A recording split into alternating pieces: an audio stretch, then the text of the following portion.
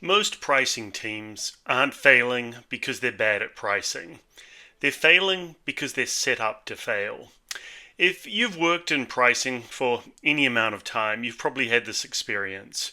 You do the analysis, you know what the right answer is, you can see the trade-offs clearly, and then your recommendation gets ignored, or the deal goes through despite your protests, or worse, something bad happens and pricing gets the blame. So if you spend any time in pricing communities on things like LinkedIn, you'll see the same complaints coming up again and again. Complaints like, we're doing great work, but nobody listens, or we're not having the impact that we should, or we're constantly being overridden. And the thing is, most people assume that the problem is something around their analysis not being good enough, or the data isn't good enough, or the team just needs better tools. But in my experience, that's never the real reason. Because I've seen very strong pricing teams with great data and great people who have almost no impact. And I've seen similar teams that are smaller with fewer resources who are able to drive massive change across an organization. So, what's the difference? If you had to guess, what determines whether a pricing team has influence or not? It's not the quality of the analysis, it's the structure of the organization and specifically the level of the person who leads the pricing function. So if the problem isn't the people and it's not the analysis, what's actually going on in these organizations? In my experience, you see the same patterns showing up again and again. And individually, each of these feels like frustration, but together they create a system where pricing teams struggle to have any real impact. So let me walk through a couple of the most common ones. The first is the problem of asymmetric reward. This is where if a deal successfully closes, sales declares victory. If the deal is lost, pricing becomes the easiest scapegoat. A second function or second problem is the fragmentation of the pricing function. Pricing isn't one team, it's spread across regions or products or processes so that not one group owns the full picture. The third problem can be that they are often buried within the organization. Pricing might sit within finance or sales or marketing, but without real executive sponsorship behind it. The fourth is misaligned incentives, where good pricing is often about long-term value creation, but many companies operate on quarterly targets, and in particular, the bonuses are either quarterly or annual.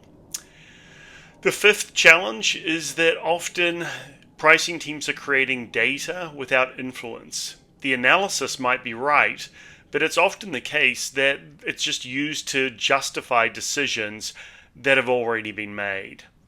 And finally, there can be an uneven reactive workload within a pricing function. Pricing tends to be very spiky around deals, launches, some kind of crises, and that makes it hard to establish a constant operating rhythm with many of the other teams. So if you step back and look at all of these together, none of these have to do with the capability of the team. They're all structural. They're all about where does pricing sit within an organization, how is it organized, and who has the authority to make those decisions. So if all of these problems are structural, it raises an obvious question. What actually determines whether a pricing team can influence decisions?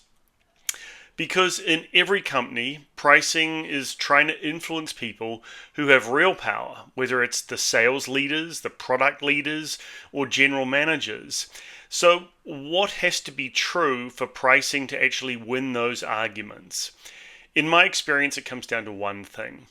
The pricing leader has to be at the same level or higher than the people that they're trying to influence. And in most companies, they are not. They're typically a director or a senior manager, which means that they're trying to push back on VPs or even C-level executives who own the revenue number. And at that point, it really doesn't matter how good the analysis is, because this isn't a data problem, it's a power and authority problem. When pricing does work well, you almost always see a different model. You see a senior leader, typically at the VP level or above, who has direct access to the executive team. This is someone who can say no to a bad deal and have that decision stuck to. I saw this very clearly at Yahoo. There were periods when I had frequent daily access to the CEO, and I was effectively the only one outside of sales leadership who could push back in a meaningful way. And this wasn't about my personality, no matter how winning my personality is. It was about the position within the company. So when pricing teams say, we're doing great work but nobody listens, they're usually right. But the answer is not capability. It's that the function is underleveled relative to the decisions that it's trying to influence. So if the issue is that pricing is underleveled, then the obvious question becomes, how do you justify a more senior leader? Because in many companies, pricing just isn't big enough to own or to justify a VP level role. And this is where I see a lot of organizations get stuck. They recognize the problem, but they try to solve it within their existing structure instead of stepping back and redesigning the function. So what I've seen work most effectively is to expand the scope of the role. It's no longer just the head of pricing, but particularly in digital media, you might see it be a broader revenue or yield management function. And in digital media, the natural way to bring this together is to bring things like price setting, the deal desk, inventory management, and channel management all together and treat them as an integrated system. Because in reality they are. And they all are different levers trying to work to drive up revenue and yield. And if you start thinking about it in this way, you realize there are other functions that often belong in the same orbit. There are things like ad quality, ad policy, and traffic safety. And at first glance, these don't feel like pricing problems, but they're all dealing with external actors, advertisers, agencies, demand partners, and they all involve trade-offs between revenue, risk, and long-term value. And so when you consolidate them under a single leader, you don't just increase the scope of that leader, you also increase the context that is available to everybody within the function. You increase consistency and you increase decision authority. And that's the key. So now, instead of being a narrow pricing function trying to influence the business from the sidelines, you have a senior leader who is in a meaningful position and helping the business to make money. And this is a role that actually justifies the level. So one quick caution. It's very easy to hear this and think, great, let's just add more senior roles. But that is not the answer. Because there is a downside to building a senior VP-heavy organization. It gets expensive. It creates visibility of being a top-heavy organization. And in many companies, it becomes a target for when leadership starts to look to simplify or reduce costs. And I saw this firsthand. At one point when I was leading pricing across Verizon Media and Yahoo, we had multiple VP level roles across the broader function. And structurally, it made sense. It reflected how the business had come together through acquisitions. But over time, that structure did not hold. Those roles were gradually stripped out or reorganized, not necessarily because the work wasn't valuable, but because the optics and the cost had become too hard to defend. So the goal here is not to build a large top-heavy team.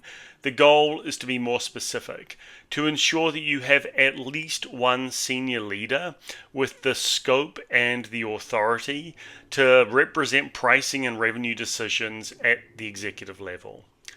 So let's bring this together. A lot of pricing teams feel like they're not having the impact that they should, and in many cases they are right. But it's not usually because the analysis is wrong. It's not because the people aren't capable. It's because of where the function sits within the organization and the level of the person leading it. If pricing is underleveled, it will always struggle to influence decisions no matter how good the work is. And if you want to fix that, it's not just about improving the analysis. It's about redesigning the function. It's about expanding the scope and about making sure it has real authority at the executive level. And if you're in a pricing role, this is the question I'd leave you with. Are you trying to solve a capability problem, or are you actually dealing with a structural one? And if you are a senior leader, the question is even simpler. Do you have someone in your organization who can truly represent pricing and revenue and the trade-offs at the level that the decisions are being made at? This is the type of challenge I work with my clients, not just helping teams to improve their pricing, but also to put them in position where they can drive real impact. I am James Deaker. I am the Yield Doctor. Thanks for watching.